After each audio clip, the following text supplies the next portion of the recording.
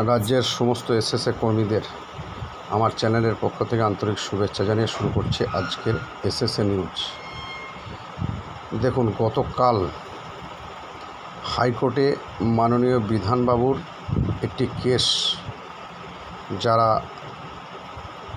এখনও পর্যন্ত ইপিএফের form fill up করেননি তাদের একটি কেস হাইকোর্টে উঠেছিল গতকাল। সেই কেসে মাননীয় বিধানবাবু যথেষ্ট লড়াই করে কেসটা কী অবস্থায় দাঁড় করালেন সেই বিষয়টা আপনারা আজকের এই ভিডিওতে সরাসরি বিধানবাবুর কাছে শুনুন। চলুন আমরা বিধানবাবুর বক্তব্য শুনি। হ্যাঁ, নমস্কার বিধানবাবু। হ্যাঁ, নমস্কার। আচ্ছা, আমি এসএসসি নিউজের পক্ষ থেকে বলছিলাম। হ্যাঁ, বলুন। যে এসএসকে এমএসকে শিক্ষক শিক্ষিকাদের জন্য যারা 60 অপশনে আছে তাদের জন্য সরকারের পক্ষ থেকে গত 29/8/2024 তারিখ একটি অর্ডার বের হয়েছে ইপিএফ সংক্রান্ত। মানে 60 অপশনদের ইপিএফ দেওয়া হবে 1/4/2024 থেকে। এই বিষয়ে আমি যতটুকু জানি, আজকে আপনার একটা এসএসকেদের কেস হাইকোর্টে ডেট ছিল, তো সেই কেসের একটু আপডেটটা দয়া করে বলবেন, যাতে আমাদের রাজ্যের এসএসকে এমএসকে শিক্ষক শিক্ষিকারা আপনার কথা অনুযায়ী উপকৃত হতে পারে।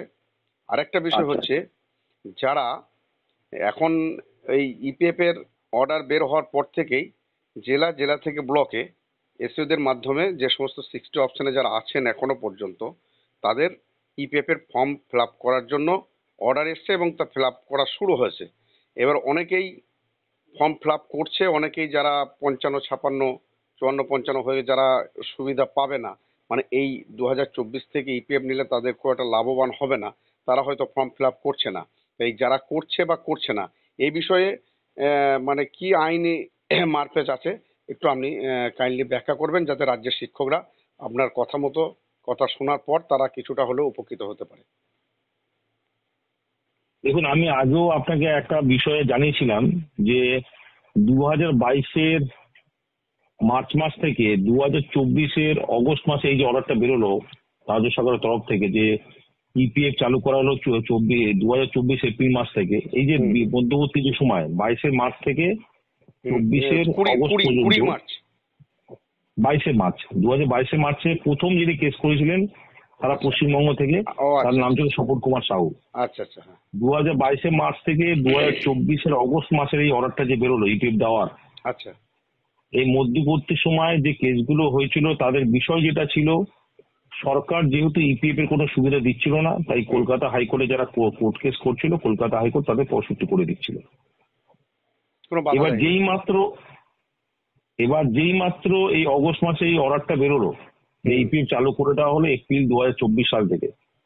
সেই মাত্র কি হলো, যে ইপিএফ যে রাজ্য সরকার দিচ্ছিল না, তার কারণে যারা কলকাতা হাইকোর্টে মামলা করে 65 ফিরে পাচ্ছিল, সেগুলো বন্ধ হয়ে গেল।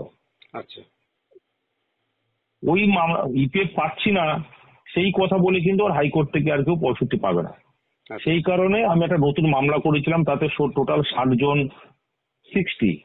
জন সহায়ক সহায়িকা ছিলেন। সেই মামলার আজকে হিয়ারিং ছিল, শুনানি ছিল। সেখানে আমরা কলকাতা হাইকোর্টকে এই কথা বোঝাতে সক্ষম হয়েছি যে আমাদের ডিসেম্বর 2020 সাল থেকে রাজ্য সরকারের তরফ থেকে জানানো হয়েছিল যে প্যারা টিচারের সুবিধা দেওয়া হবে, অর্থাৎ ইপিএফ দেওয়া হবে। কিন্তু রাজ্য সরকার সেটা না করে আমাদের 2024 এপ্রিল থেকে আমাদের ইপিএফ চালু করেছে। যার কারণে আমরা ভীষণভাবে আর্থিক ক্ষতির সম্মুখীন হয়েছি। কোর্ট আমাদের কথা এবং মামলার গুরুত্ব বুঝতে পেরে মামলা 3 সপ্তাহ পরে 3 সপ্তাহের জন্য মামলা পিছিয়ে দিয়েছে।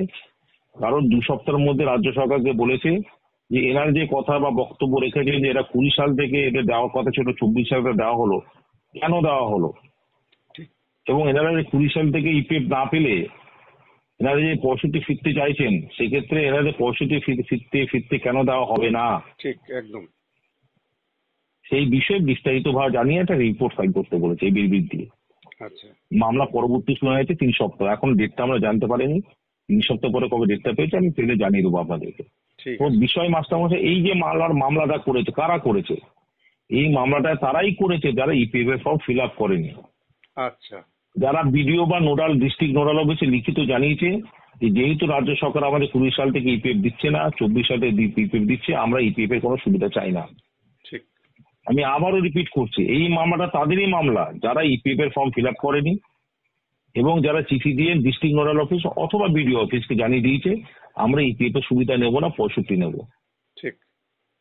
সেই কারণে যারা ইপিএফ এর ফর্ম ফিল আপ করেছে এই মামলা কিন্তু তাদের মামলা না, এই মামলা শুধুমাত্র তাদের মামলা যারা ইপিএফ ফর্ম ফিল আপ করেনি।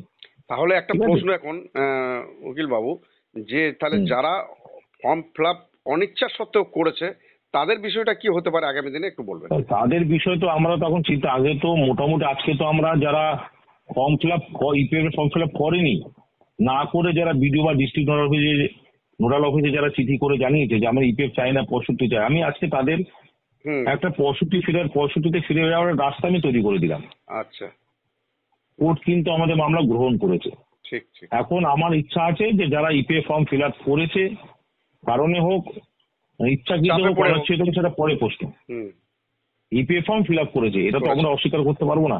না না না না, আর ইপিএফ ফর্ম ফিল আপ করা মানে এটা স্ট্যাবলিশ হয়ে গেল, এটা প্রমাণিত হয়ে গেল যে আমি ইপিএফ নিতে চাইছি। ঠিক। তো ইচ্ছাকৃত না অনিচ্ছাকৃত সেটা কোর্ট বিচার করবে। ঠিক। সেইটা নিয়ে আমি আপাতত কিছু ভাবছি না, আপাতত 10 দিন আমি এটা নিয়ে কিছু ভাবছি না। 10 দিন পরে যদি এটা নিয়ে কিছু করতে চাই আমি তখন ভাববো, তখন আমি তাদের জানিয়ে দেবো। ওকে। এখন আমার প্রথম যেটা টার্গেট, প্রথম আমার যেটা চিন্তা ভাবনা, যারা ফর্ম ফিল আপ করেনি তারা যাতে প্রত্যেকে যেটা হাইকোর্টে দ্বারস্থ হতে পারে, তাদের যাতে হাইকোর্টের থেকে তারা যাতে সঠিক 65 ফেরার অর্ডার পেতে পারে, সেটা এখন আমি চিন্তা ভাবনা করছি আপাতত 30 তারিখ পর্যন্ত, 29 তারিখ পর্যন্ত। তারপরে যারা ইপিএফ ফর্ম ফিল আপ করেছে ইচ্ছাকৃতই হোক অনিচ্ছাকৃতই হোক তাদের নিয়ে আমি ভাববো। আর একটা বিষয় যেটা না বললেই নয়, আজকে আমি যখন মামলা করতে গেলাম হাইকোর্টে তখন দেখলাম হাইকোর্টে কোন এক জনৈক অ্যাডভোকেট তিনি আমার মামলার সাথে নিজেকে সংযুক্ত করার চেষ্টা করলেন। আচ্ছা। এবং তার বক্তব্য শুনে আমি যেটা বুঝতে পারলাম, আমি কলকাতা হাইকোর্টকে বারবার আমি একটা কথাই বললাম যে মাননীয় বিচারপতি, আমার যে মামলা সেই মামলা কিন্তু শুধুমাত্র যারা ফর্ম ফিল আপ করেনি তাদের মামলা।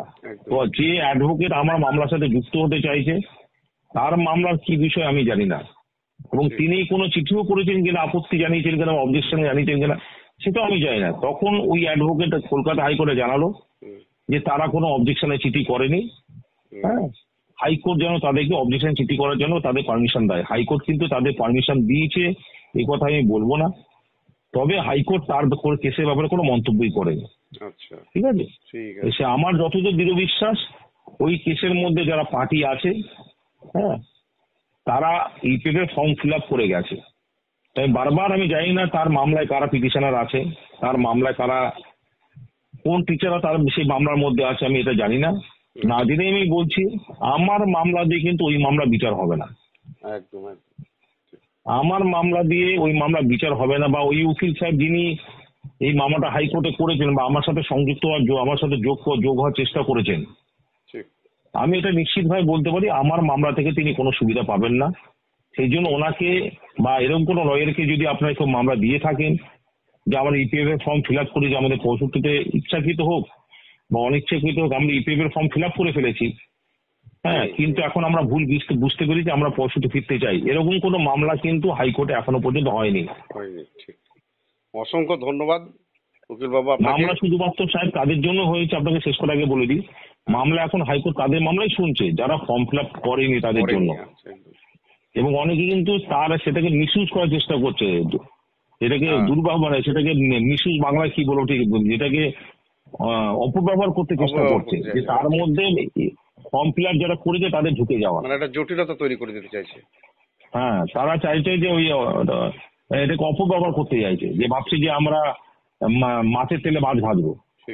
কিন্তু এটা একদমই আমি তাদেরকে আমি জানি না ওই যে উকিল সাহেব লড়েছেন, উকিল সাহেবের কাছে কারা মামলা দিয়েছেন, তার কথা শুনে এটা আমি পরিষ্কার বুঝতে পারলাম যে যারা মামলা করেছেন তারা হয়তো ইপিএফ ফর্ম ফিল আপ করেছেন, এবং তারা কোথাও কোন রকম কিন্তু চিঠি করেননি যে ইপিএফ আমি নিতে চাই না, এবং তারা কোর্টকে কিন্তু বললেন, তার উকিলবাবু বললেন আমি দরকার হলে আমি চিঠি করে দেবো, কিন্তু সে কোর্ট কিন্তু তার ব্যাপারে কোনো মন্তব্য করলেন না। সেই কারণে উনি চিঠি করলেও এটা কিন্তু চিঠি করলেও কিন্তু এটা কিন্তু এই প্রমাণটা কিন্তু মিটিয়ে দেওয়া যাবে না যে তিনি ইপিএফ ফর্ম ফিল আপ করেননি। ঠিক ঠিক। তো আমার মামলা দিয়ে কিন্তু তাদের মামলা আমার মামলা তারা কোনো সুবিধা পাবে না। আমার মামলা আমি জজ সাহেবকে বারবার বলে দিয়েছি, আমার মামলা শুধুমাত্র তাদেরই মামলা যারা ইপিএফ ফর্ম ফিল আপ করেনি। সেই জন্য আপনার বার্তা যারা শুনবেন আমি তাদেরকে সাবধান করে দিতে চাইছি বারে ইপিএফ এর ফর্ম ফিল আপ করেছেন এরকম কোনো কাগজপত্র আপনার যে কোনো উকিলকে দেওয়ার আগে বারবার একবার জিজ্ঞেস করে নেবেন ইপিএফ ফর্ম ফিল আপ করে হাইকোর্ট অর্ডার দিচ্ছে কিনা, এরকম কোনো অর্ডার তাদের কাছে আছে কিনা। এই প্রতারণা থেকে আপনার সাবধান হবেন। এই বার্তাটা আমি সবাইকে জানিয়ে দিচ্ছি। থ্যাংক ইউ, অসংখ্য ধন্যবাদ আপনাকে। ফিল আপ করে কোনো মাস্টারমশাই ইপিএফ এর ফর্ম ফিল আপ করে এখন কিন্তু কোনো মামলা হচ্ছে না আমার অন্তত জ্ঞান তো আমার জানা নেই। ঠিক ঠিক ঠিক, অসংখ্য ধন্যবাদ আপনাকে। তো আপনার নিজের মামলা সম্বন্ধে আপনি বিস্তারিত বললেন, তাছাড়াও এই যে একটা জটিলতা তৈরি হয়েছে অন্য কোনো অ্যাডভোকেট সেখানে ঢুকে গিয়ে যারা এই করছে, আমি রাজ্যের শিক্ষক শিক্ষিকাদের উদ্দেশ্যে বলতে চাই যে আপনারা সাবধান হয়ে যাবেন, যে বিষয়গুলো জেনে বুঝে কাজটা করবেন, এটুকুই অনুরোধ। আর আপনার এই বার্তা আমি রাজ্যের শিক্ষকদের উদ্দেশ্যে আমি প্রেরণ করব। আশা করছি এই বার্তার মাধ্যমে রাজ্যের শিক্ষকরা এই আইনি যে জটিলতার বিষয়টা অনেকটাই ক্লিয়ার হয়ে যাবে। আপনাকে অসংখ্য ধন্যবাদ চ্যানেলকে সময় দেওয়ার জন্য। Thank you sir, thank you.